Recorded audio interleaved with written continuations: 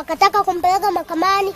Mwenyekiti akawa anawaambia yani wampeleke mahakamani kumfunga, wenyewe anakataa. Sasa baba baada ya kumpeleka kwa mwenyekiti kuandika barua kwamba Raja amevifanya kweli au kuvifanya kweli, basi alipokwisha kuja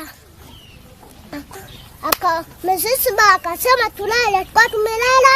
Baada ya kuwatoa kina Nangu akapeleka huku akamwanza kata, akaweka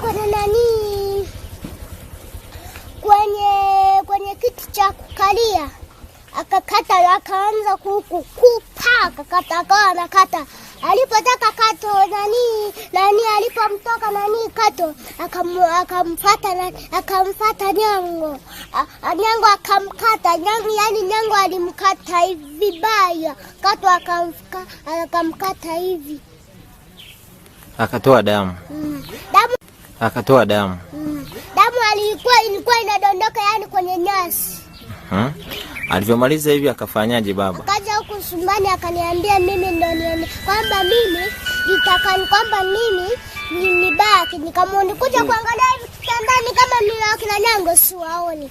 Basi nikamuuliza baba kina Nyango wako wapi? Akasema ati juu. Ndo baadaye akaniambia hivyo wako mbinguni. Nikalipa kwanza kuniambia hivyo, kumbe pale ngwani na mtania kati ngwa anajua aliwaambia amepanga kuwaua.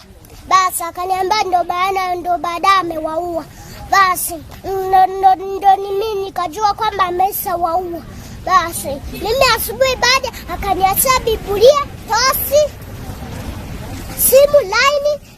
Alafu ile simu aliyotaka kuniachia akaenda nayo, akaniachia tu tosi, Biblia, laini, nani mfuniko wa simu. Alafu